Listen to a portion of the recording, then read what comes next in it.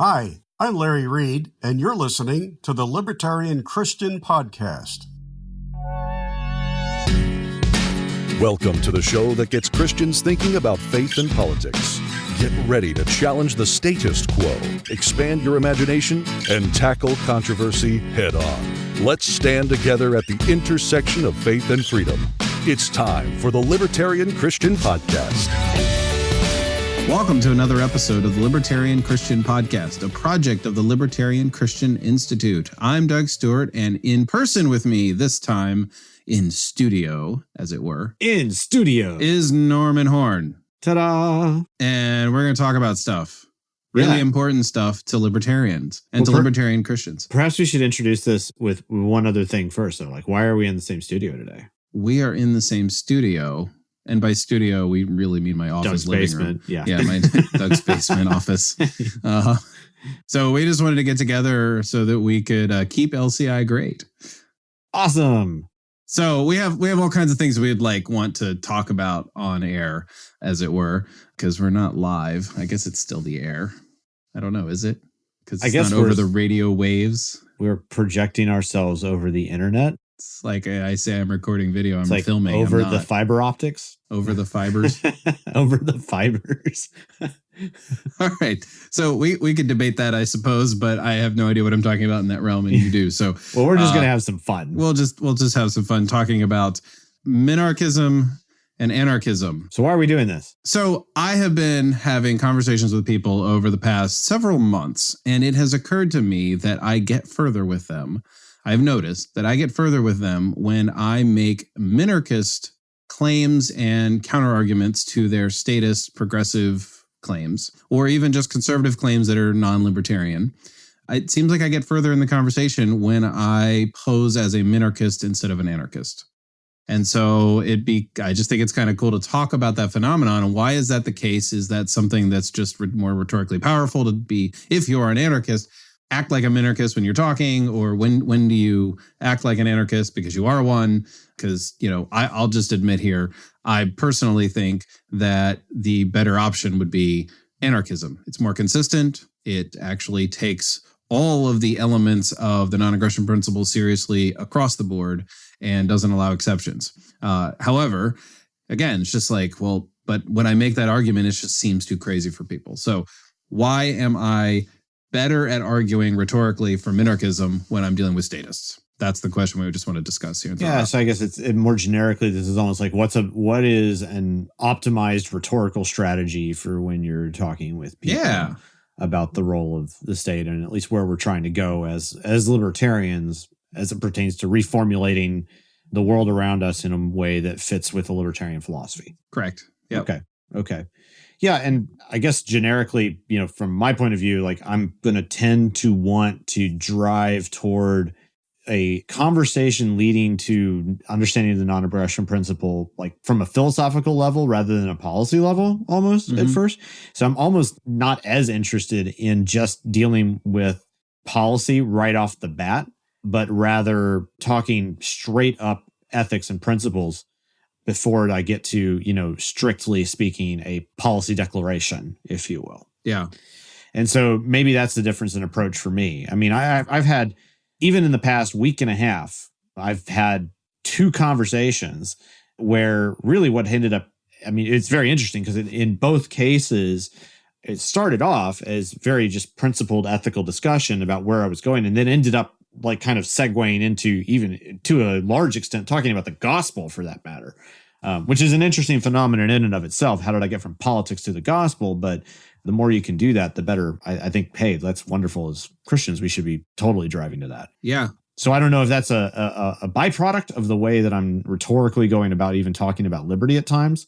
But, at least for me, while policy is important, I'm going to be probably driving my rhetoric and argumentation strategy toward a discussion of ethical principles and non-aggression principle, and then letting that kind of bleed into other stuff, namely policy. Yeah. At that point. Well, that's usually where I lead in the conversation is you talk about non-aggression, or you bring up more specifically, if I'm talking to leftists, I bring up nonviolence, or I might even use the word pacifism. And I'll say things like, I believe in zero violence, so I'm a true pacifist or whatever. You get into those principles where they agree, I should say. It's, again, imagining the people on the left that I often talk to, and they do not like violence. They're against war, at least the practical person that well, purportedly, I think most of the people I talk to are actually against war. They don't complain as loudly when it's a Democrat doing it, but they are, ideologically, I should say, against war. However, and so I kind of use that as like, well, you agree with this, and so why not apply that to more things? Okay. And then they're like, oh, well, that's just too far. I can't do that. That's too far. Romans 13, of course. So or some other verse or whatever, or even people who are pretty principled against war, like Brian Zahn, will also talk a little bit about in favor of civil government, and it has to do with something more local and so forth. Sure. So you have to make headway in the conversation that libertarianism is consistent with a number of their theological viewpoints and is more amenable to the outcomes they want to see as people who are seeking the kingdom of God. Okay, I do hold kind on of jump a sec. back and forth here a bit. Well, so it's interesting that you just brought this up as you're talking to people with theological principles. So you're speaking specifically to Christians at that point.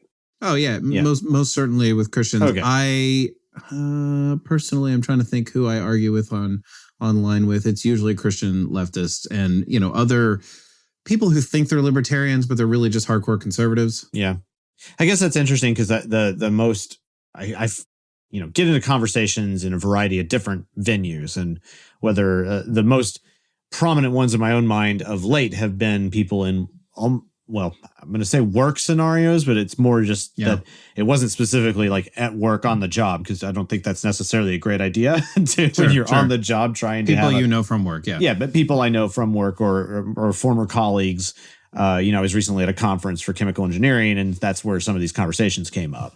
And that's where it gets really interesting sometimes, is when you start in one direction and then you completely go into talking about liberty, talking about the gospel even, and that's pretty cool. Yeah. But that's, I guess I understand what you mean though, that there are a lot of the conversations you're getting into on a regular basis. I mean, for what it's worth, like LCI is all about equipping the church. We direct our efforts toward all people on some level, but we have a very particularized effort toward the church. Well, and I think my arguments are often sort of grounded more theologically, and that's where I kind of have my basis. And so it is a little tougher for me personally to argue with people who don't claim Christ as king or don't really care too much about Christian principles. So I don't really, it's not like I avoid those conversations. I have different conversations with them. It's different experiences. Once you get used to the conversation happening, then you'll be able to leverage. Yeah, most of my practicing defense of libertarianism is with Christians. Sure. And so that's where it is there. The other thing that I think of here when I think about these conversations is, let's say you meet somebody and they're first encountering this libertarian view, and they kind of put it together pretty quickly that if you apply nonviolence completely across the board, that you get to a place that's pretty radical.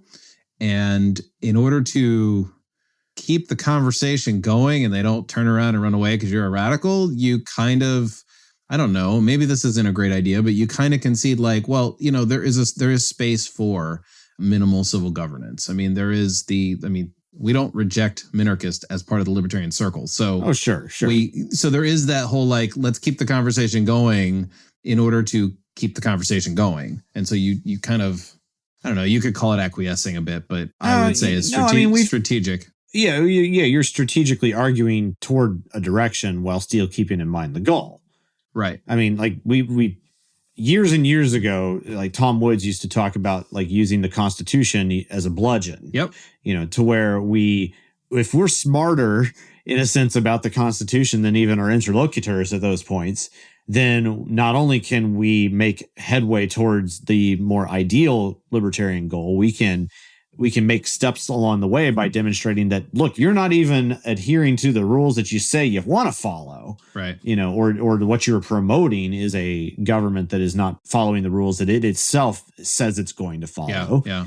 And at least we can, even though we might have our qualms with the Constitution as it stands, like, okay, if if it actually did get followed, then there would be marginal improvement. So at least let's bludgeon them over the head with the thing that they say that they're supposed to use.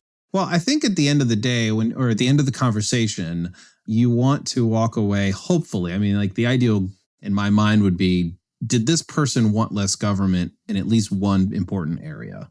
Okay. And if you accomplish that, and again, if this is a friend that you continually talk to, then obviously that has a different dynamic. If you're having a pretty quick conversation with somebody on, Facebook, social media, or just, at work, or you meet someone at a conference and that's not like a work conference, and you somehow just start talking about this over drinks, and you're never going to see them again because they work at a different side of the country in your company or whatever it is. Like you come up with these like inner, shorter conversations. Did you convince them that, yeah, you know what? It probably would be better to have less government in this area of society or the economy. And that is, I think, doing the proper directional work, as it were. And if that means they're, I often use Ron Paul's thing, and I think it's in a manifesto. He's like, look, if we go back to the era that the liberals, progressives want to go back to, which was at the time of the writing of the book was the Clinton era. He's like, well, let's do the math. And like the government was like 60% or some like enormous majority percent smaller than it is under the Bush administration, which I think is when he wrote the book. It's like, well, yes, let's do that. Like we can start there.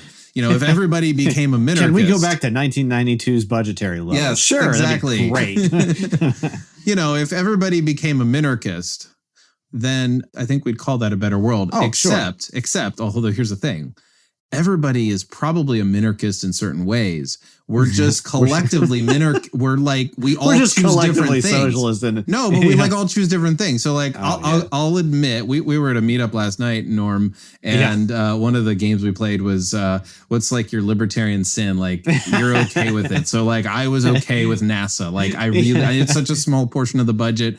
I don't know why. It's probably going to be the last thing I vote away if it were that. We'll talk about button pushing either later or another episode. But NASA is not on my radar to get rid of, right? Yeah. And I will also say things like, I'm okay with if the state is there to only take care of the destitute, like as the last social safety net, because that's a really small portion of the national budget. But that might be mine. So I'm a minarchist. I just want it to cover welfare. Norm, he might be like, well, you know what? I just want to just to make sure that people don't get poisoned or whatever it might be. So we all bring to the table our minarchist point, and then all of a sudden we have a government involved in everything. Yeah. Because we don't pick the same things. Yeah, because we all have to make our exceptions or something to that effect. Yeah, okay. Yeah, and it's interesting you kind of pointed out the difference in the types of conversations you might get into. Maybe the guy that you meet and who works at the other side of the country, you don't know whether you're ever going to see the guy again or whatever, versus the friend. And, friendship is one of those, we've been talking, over the last couple of days, friendship is one of those infinite games where the goal is to keep playing. And so, to get into, exclusive types of conversations where if you don't want to risk the friendship, maybe you're trying to, just argue a very narrow point with them. And because they hopefully know generally where you stand, but you're not trying to, I'm going to go back on what I just said on them, but you're not trying to bludgeon them over the head with everything that you got with liberty per se. Right. Granted, it is a different sort of scenario, bludgeon versus with the Constitution versus bludgeon with everything you got in libertarian theory or something. But yeah, I can see why, there's a rhetorical strategy that is to be circumspect about what you're doing, even in that very conversation, that you want it to result in a positive move forward and the possibility of keeping that conversation going to the next thing. Because one thing that's, I guess, true is that if you can start knocking a few walls down, often that can lead to more.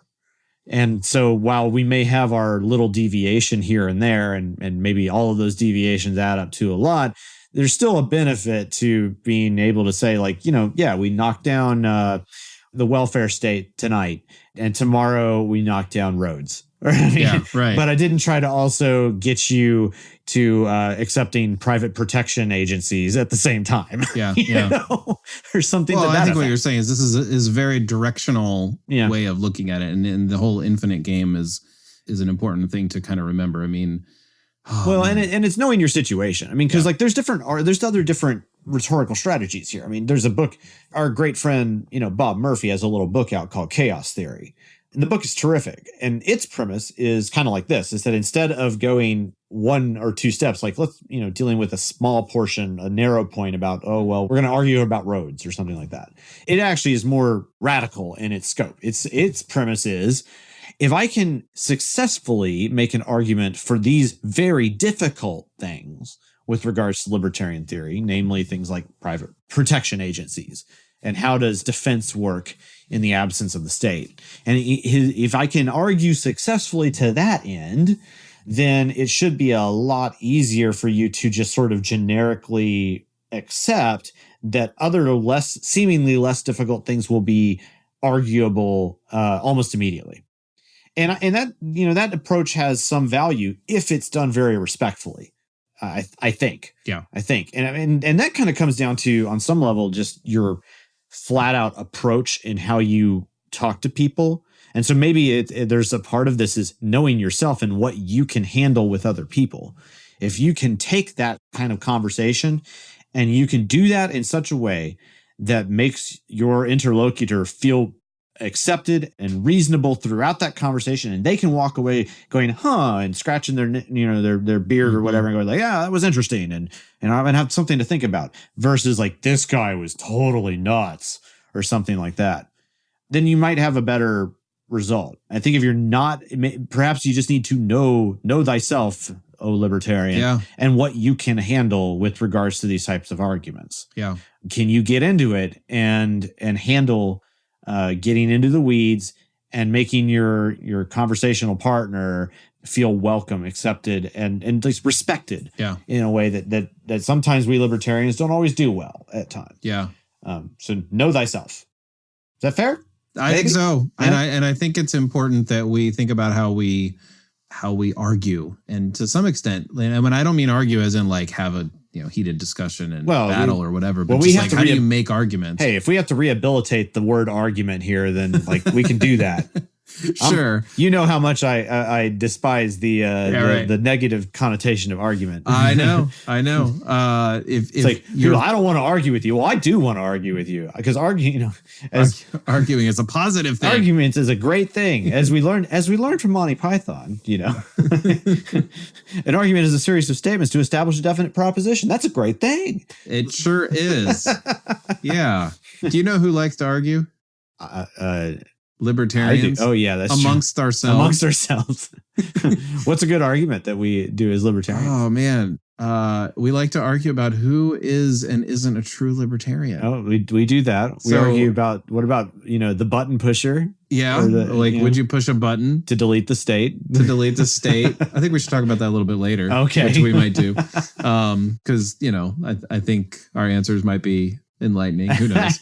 And we'll get lots of mail. Hate mail and love mail. Who knows?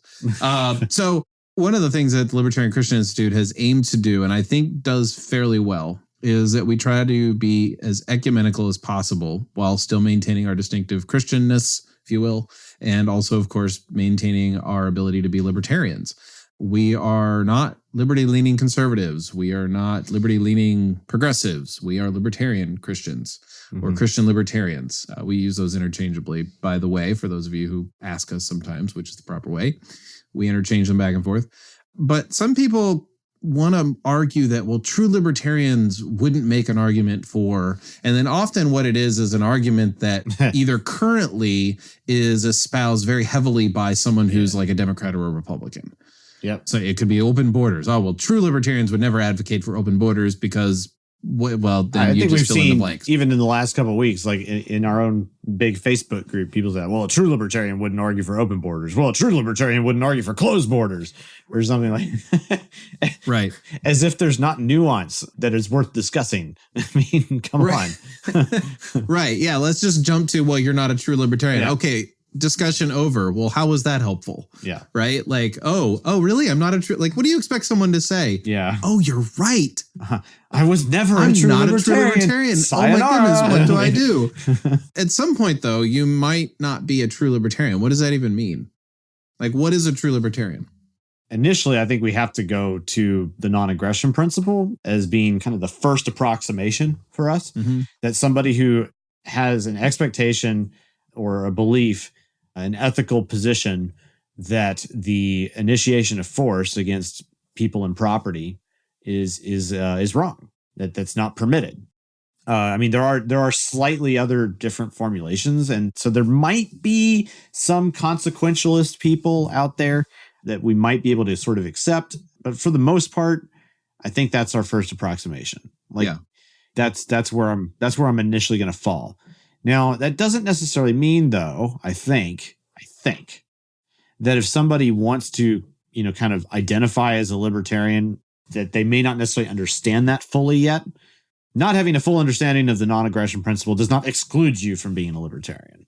Right. So we have to allow for some flexibility there in order to keep, really it kind of goes back to keeping that conversation going. Because if it's just sort of like, well, you should, open, like, let's throw the hypo out there. It's like, I open the door and it's like, yeah, here's what I believe. It's not quite fully the non-aggression principle. It's like, well, do I just close the door on them, or do I say, all right, let's keep talking? Yeah. There's room to learn.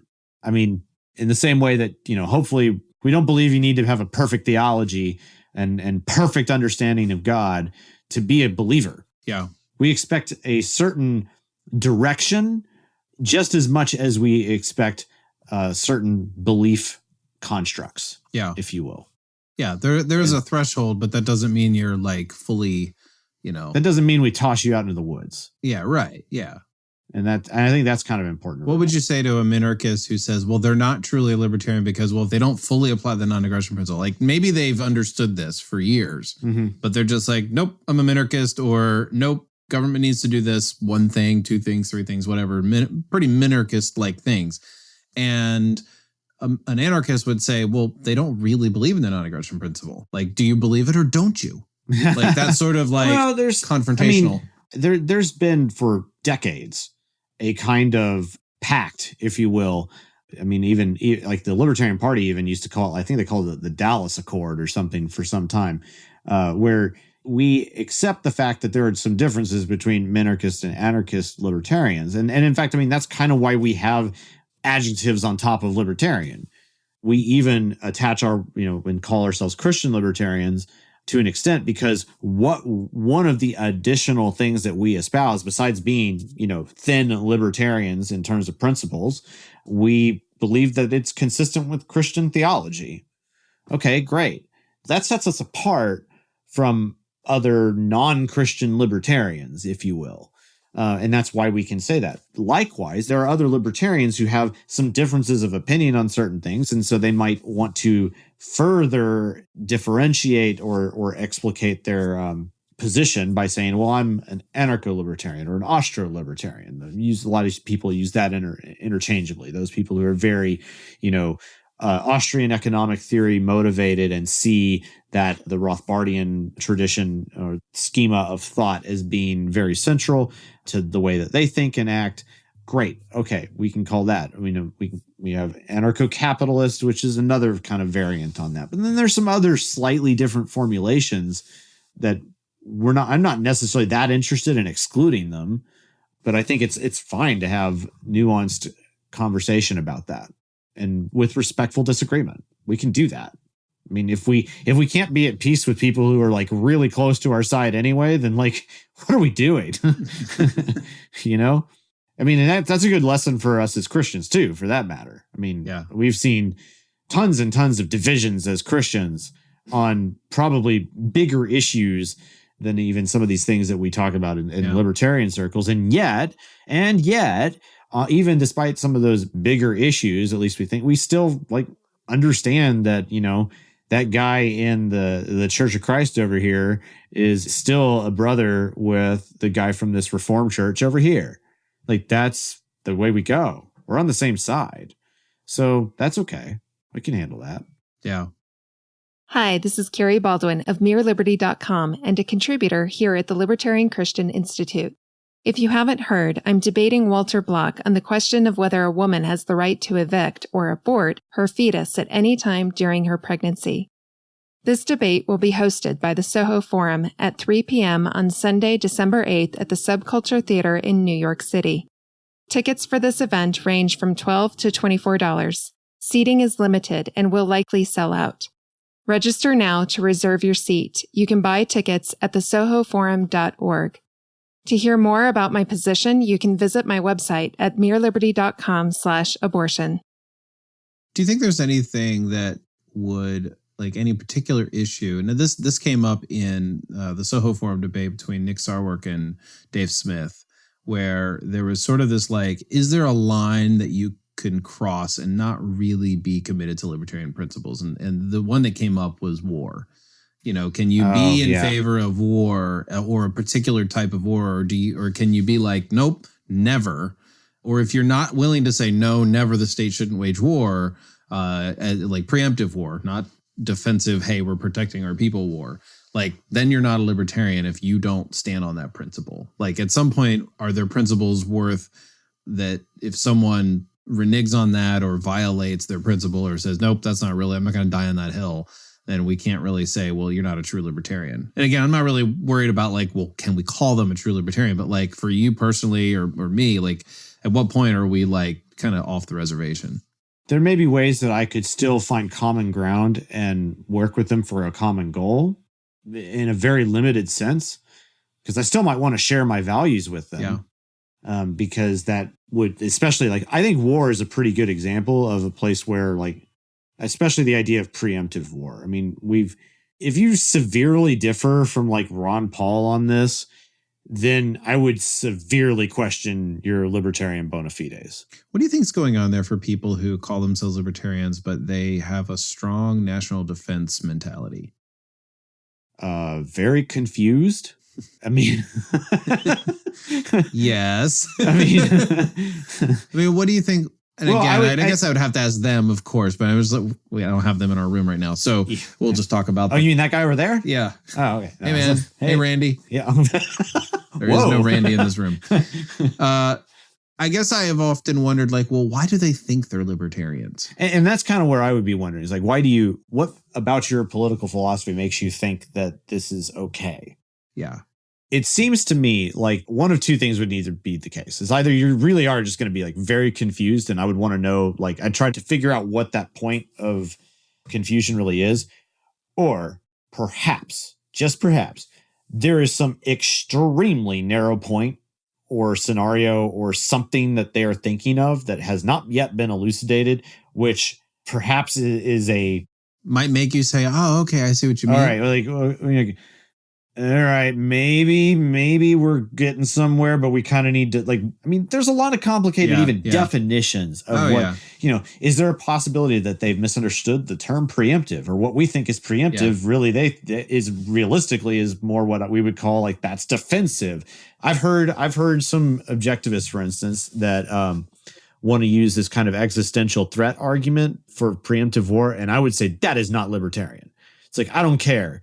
That the way you're elucidating it, you're like, well, this is really defensive because the existential threat is there. And we have to, we're not talking about the existential threat of like, okay, you don't have to wait until the robber is pointing a gun with you and is in the activity of pulling the trigger before you get to defend yourself. Okay, I get that. Yeah. Like you can still defend yourself before the trigger has been pulled.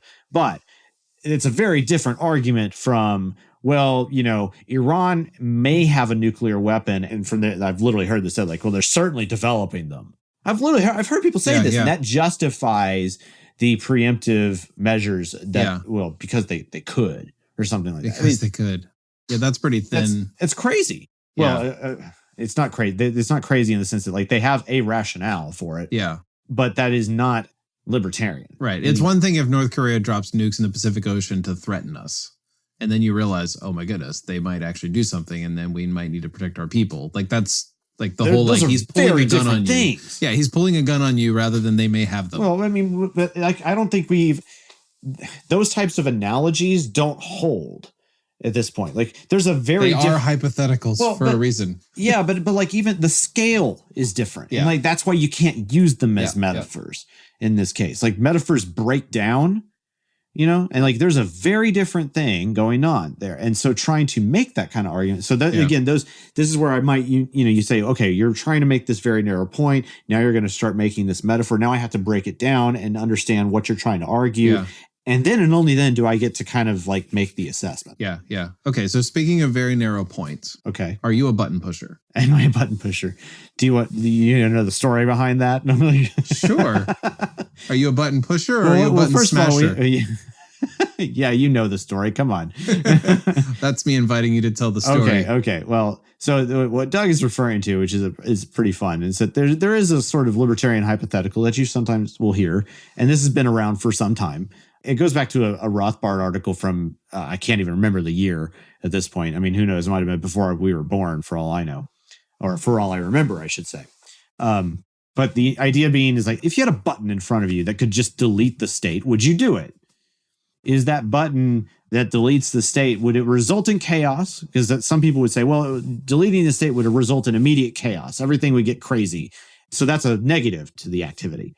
But on the other side, you would say, okay, well, does a libertarian, we advocate for the abolition of the state in the long run, one way or another. And so, well, can I do that sooner rather than later? If I had a button, would I do it? Because it would accomplish it sooner rather than later. And that's a good thing.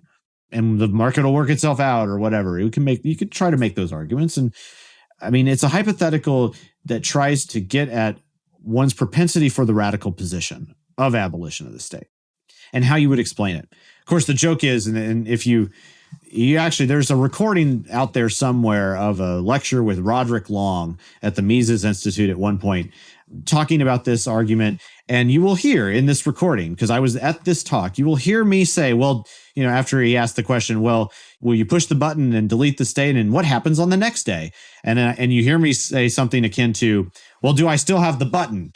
And you hear the crowd, kind of laugh and whatnot. And Rod says, oh, we've just found out that Norman is a button masher. And as you can obviously tell, I was kind of fighting the hypo, as they say, and to where I'm, not really wanting to agree to the terms of the hypothetical. And okay, well, right. For better or for worse in this case. I mean, if I could still delete the state, then, just keep pressing the day after day after day. I mean, that seems like that'd be pretty good until we figure it out, right? Yeah. So I think the opponents to that would say things like, well, wouldn't that do real harm if we abolished it right away? Yeah. Yeah. And there's the nuance of it is like, yeah, there's going to be like tough spots along the way, even as it pertains to the gradual abolition of the state. But the point on some level is like, how dedicated are you to the goal? Yeah. I mean, we certainly are, if we had the ability to delete slavery in 1860 in the United States, could we push a button and do that? Would that be a good thing? Would we do it? Yes. Yes, right. We would. Right? Despite the chaos even. Because it's the right thing to do. And if I could press a button and delete the IRS, would I do it? Yeah. Yeah, I would. I don't know if there's any residual bad effects of that. I mean, I guess a few jobs lost, but I mean, they're capable of getting rehired. It's not the same. Perhaps. Yeah. But I mean, these are like the sort of secondary arguments to that. It's like, to what extent are we willing to press buttons in other scenarios? And I guess that's sort of where we want to try and drive that form of argumentation. It's like, all right, are you radical or are you not? Are you willing to see these things go away? Yeah. And that's what the button pusher argument is all about. Are you willing to just see it go away? Yeah. I think my answer to that would be I would want many buttons, like not too many. I need an array of buttons in front of me. Well, like not one button for every piece of legislation or something, but like think of all like 20 to 30 really major. Do I have access to the command line of the the command? Just root in and irrecoverable. Yeah, don't even need the button again. Del IRS.exe. It's like oh yeah, no. So I would say, hey, give me an array of buttons or levers to pull. And we will pull them in a certain order, and it will do the least amount of harm. Oh, so that sounds like the subject of another podcast. Yeah. So I'm going to push the button at the end of this episode, and you're going to have to wait till next episode to find out which levers will I pull, which levers will Norm pull, and in which order. Wow, we really ended this podcast effectively here, didn't we? I suppose. Listen to us next week. Tune in next time for priorities for button pushing. Thanks for listening, everyone. Thank you for listening to another episode of the Libertarian Christian Podcast. If you liked today's episode, we encourage you to rate us on Apple Podcasts to help expand our audience. If you want to reach out to us, email us at podcast@libertarianchristians.com. You can also reach us at LCI Official on Twitter. And of course, we are on Facebook and have an active group you are welcome to join. Thanks for listening, and we'll see you next time. The Libertarian Christian Podcast is a project of the Libertarian Christian Institute, a registered 501c3 nonprofit. If you'd like to find out more about LCI, visit us on the web at libertarianchristians.com. The voiceovers are by Matt Bellis and Catherine Williams. As of episode 115, our audio production is provided by Podsworth Media. Check them out at podsworth.com.